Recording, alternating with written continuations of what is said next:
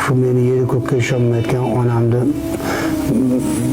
bir xonadonga qizini so'rab borganlarda edi men uchun.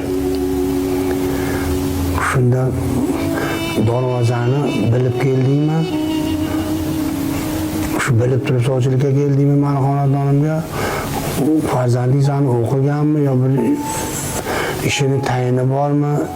Desa endi bu shoham sovchi bo'lib, gadoy ham sovchi bo'lib, yaxshi ham yomon ham kelaveradi qiz bor xonadonga.